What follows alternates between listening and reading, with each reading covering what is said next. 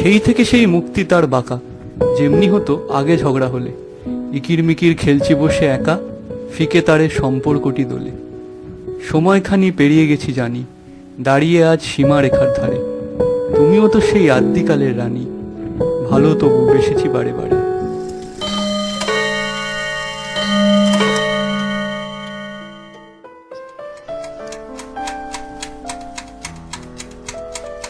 The imaginary না real life experience? Depend করে। কখনো চেনা সম্পর্কগুলোকে কল্পনার জগতে পাঠানো হয়, কখনো বা কল্পনাকে বাস্তবে। সব লেখাই সম্পর্ক বেসড কেন? তা পাঠকরা তো এর বাইরেও কিছু এক্সপেক্ট করতে পারে। আমার কাছে ওই একটাই চলমান, বাকি সবই কিরকম স্ট্যাগনেট লাগে। তার মানে আপনার সব সম্পর্কই একই তালেই হচ্ছে?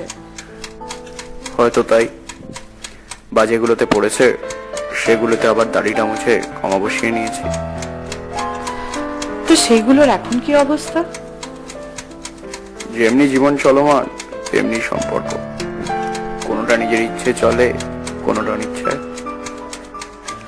বিয়ে করেনি কেন এতদিন?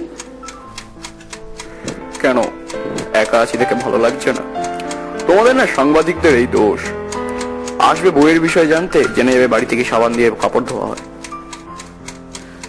আচ্ছা ঠিক আছে, শোনা যায় আপনি নাকি আপনার বইয়ের নাম পিছুটান রাখতে চাননি।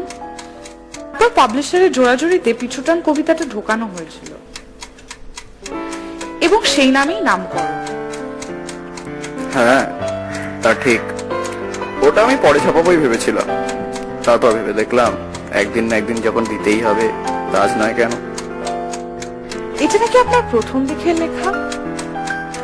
2001 কি 2 তখন। দেখতে দেখতে 12টা বছর তো কাটলো। সত্যি লাইফ মুভস অন। সেই পিছুটান কি আজ আর দেখা দেয় না? অনেক রাত হলো, তোমার টেপ রেকর্ডারটাকে একটু এবার রেস্ট দাও নয়। অনেক কিছু তো শুনলো সে।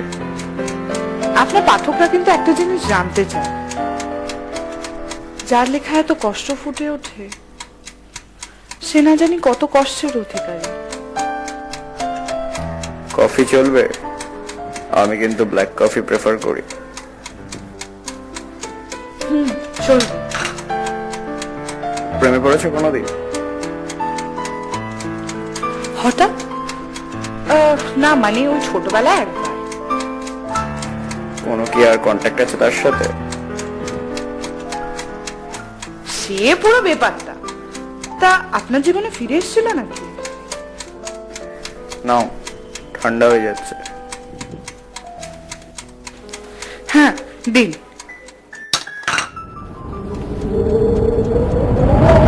সে 2001-এর বর্ষা। তখন আমার নতুন চাকরি নর্থ ক্যালকাটায়। বাবার ফিয়েট গাড়ির দায়িত্বটা তখন আমারই ছিল। হঠাৎ একদিন শ্যামবাজারের মোড়ে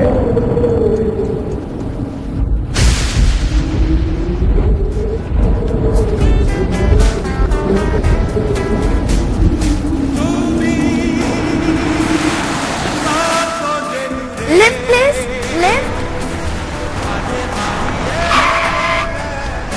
আমাকে একটু গল্পের মোড়টায়।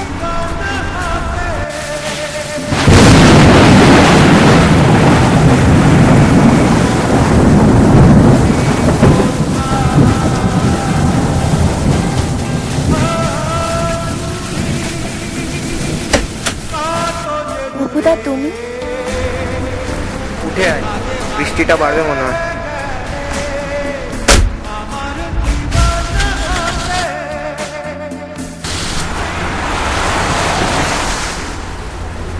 প্রায় 6 বছর। কেমন আছো তুমি? চলছে, তোর খবর বল। এক পক্ষে ভালো হয়ে গেল দেখাটা হয়ে গিয়ে, না হলে আবার। কি? না কিছু না। তা এখানে হঠাৎ? কেন, আসতে নেই বুঝি? এই বর্ষাকালে সাদা ধবধবে চুড়িদার পরে হরর মুভি শুটিং করছিলি নাকি? সেই সিনেমাই বটে। ক্লাস 12-এই শেষ দেখা, তারপর তো রাগ করেছিলে না খুব যেদিন শুনলে আর আসতে হবে না পড়াতে? খারাপ লেগেছিল, পরে ভেবে দেখলাম এটা দুঃখের হলেও স্বাভাবিক। সেই বছরগুলো কিরম তাড়াতাড়ি ঘুরে গেল, হয়তো কোনো সমাপ্তি পার্মানেন্ট নয়। কোন জিনিসটা আসলে পার্মানেন্ট অপুদা?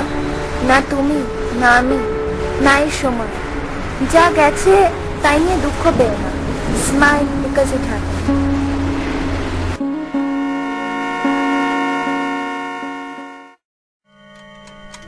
তা আপনাদের আলাপটা ঠিক কিভাবে? আলাপ টালাপ কিছু না, কলেজ লাইফ, টিউশন করছিলাম, হুট করে একদিন দাদাভাই সোর্সে পেয়েও গেলাম। তুমি কি অধ্যায় বিশ্বাস করো? তা কোনোদিন ঠিক ভেবে দেখিনি। এটা বলতে পারো একটা সময়ের গল্প কিংবা ডে স্টোরি।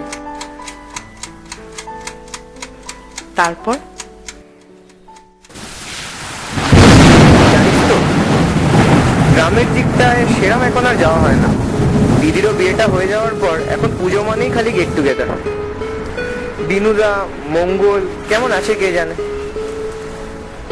আর পুজো, 6টা বছর তো টিভি আর রেডিওতেই মাকে দেখা। খুব মিস করতাম। কলাবৌ স্নান, অঞ্জলি, ভাসান। বাড়ির কাছে তো ঠিক। কেন, তুই কলকাতায় ছিলিস না? না, ওই আর কি। বাদ দাও না ওসব, শুধুমাত্র পুরনো কাসুন্দি হাঁটা। তাড়াতাড়ি খুব বড় হয়ে গেল। সে তো হওয়ারই ছিল। ছোট থেকে কি কম ডেপো ছিলাম বলো? মনে পড়ে জায়গাটা? আরে ঠাকুর আনতে আসতাম না? যা, মনে আছে তোর? থাকবে না আবার? কত কীর্তি এখানে। তোর একটাও প্রতিমা বানায়নি এখনো। আমারও আর আশা হয় না ঠাকুর কিনতে। অফিসের চাপ, বাড়ি, সবের মধ্যে কেমন যেন আটকা পড়ে গেলাম। নামবে? মনে হয় না এত অন্ধকারে ফেলে আসা স্মৃতিগুলো খুঁজে পাবো বলে। তুমি না অনেকটা বদলে গেছো। Change is the law of life. যারা গতকাল আর আজকে নিয়ে বেঁচে থাকে তারাই হয়তো আগামীকালটাকে মিস করে। তুই নিজে যেন পাল্টাসনি। সময়টা অনেকটাই পাল্টেছে। আবেগটাকে মুছে বুঝদার হতে শিখেছি। তাই হয়তো আর চোখের জলটাকে দেখাইনি। ফেকে হাসিটাই উজ্জ্বল থাকে। লেখো না না ফেসবুকে। দূর আর লেখা, বাড়ির কোনো পুরনোটাকে তোলা আছে খাতাটা।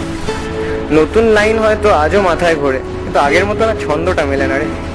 বয়স হচ্ছে, বুঝলি তো। তা বয়সে যখন হয়েছে এবার একটা বিয়ে করে নাও। ভালো দেখতে একটা বৌদি আনো। সে মায়ের দায়িত্ব, রোজই খবরের কাগজের পাতা কাটে। মনে হয় না আর বিয়ে করবো বলে।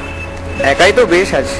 আর actually we accept the love, যেটা উই থিঙ্ক উই ডিজার্ভ, সেটা মনে হয় না আর পাবো বলে। I am sorry. ওসব নিয়ে আর আমি ভাবি না। যা হয়েছে হয়তো ভালোর জন্যই হয়েছে। মিথ্যে এক্সপেকটেশন বাড়িয়ে শুধু মনকে সান্ত্বনা দেওয়া যায়, নিজেকে না।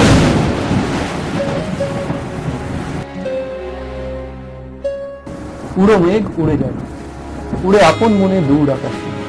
ইচ্ছেগুলো বানাবে বাসা ঈশান কোণে তোমার। বাদে সাজবে ঝোড়ো পাখা, শুনবে না আর কোনো নালিশ। চোখ বুঝবে টেবিল ল্যাম্প আর সাদের পাশের বালিশ। তখন ক্লান্ত আকাশ, ছড়াবে বাতাস তোমার গানের সুরে। কথা দিচ্ছি। তোমার অনেকটা দেরি করিয়ে দিলাম না অপুদা? এর পরের গলিটা না? ব্যাস ব্যাস, মোড়টাই ছেড়ে দাও। গলির ভেতরে আর ঢুকতে হবে না। যতদূর মনে হয় তোদের পাড়ায় আমার কোনো বদনাম ছিল না। না, ঠিক তা নয়। বাট সদ্য বিধবা হওয়া মেয়ের সাথে অন্য পুরুষকে দেখলে বোঝই তো, অর্থোডক্স মেন্টালিটি। অবাক লাগছে তো। ক্লাস 10-এই আলাপ, বান্ধবীর দাদা। কেউ জানতো না ব্যাপারটা। 11-এ তুমি পড়াতে এলে, সবাই তোমায় নিয়ে মাতামাতি শুরু করলো। ভাবলো আমাদের মধ্যে হয়তো কিছু। ওদিকে আমাদের আলাপ, ঘুরতে যাওয়া, কোচিং বাঙ্ক সবই ঠিক চলছিল। কিন্তু হঠাৎ একদিন বৃষ্টির দুপুরে, বোঝই তো, মুহূর্তের ভুল, জানাজানি হয়ে যাওয়ার আগে পালালাম। তারা সবাই জানত তুমি বাজে ভাববে বলে বাবা বুদ্ধি করে বলল আর পড়াতে আসতে হবে না। ব্যাস।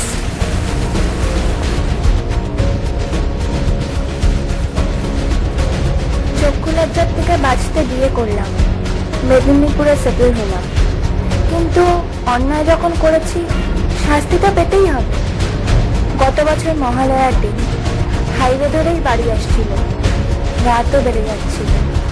আমি অস্থির হয়ে একের পর এক ফোন, আর সেটাই হলো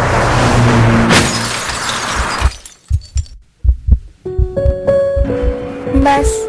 মাথা নিচু করে পুরনো অতীত মুছে আবার ব্যানার্জি বাড়িতে নাম লেখানো।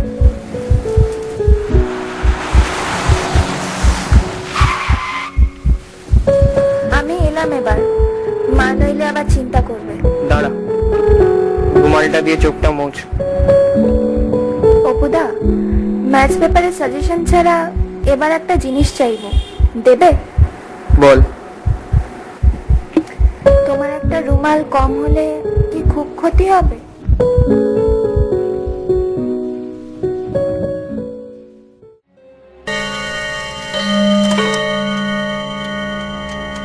আমি আর চেয়েছিলাম আগের মতো সব হয়ে যায়, সেই টানটা অনুভব করেছিলাম, কিন্তু চট করে সব কেমন যেন ফিকে হয়ে গেল। মনে হলো আবার হয়তো 2 মাসে মিশে যাবো। একবার কামব্যাক করাটা সহজ, কিন্তু বারবার নয়। তাই সেই আশার রূপকথাটা কি বড় করে ধরলাম। ব্যাস, সময় থামলেও আর দুহাত কলম ছন্দ মেলাতে শুরু করলো। আপনি কিছু বললেন না স্যার? ব্যাস, গল্প শেষ।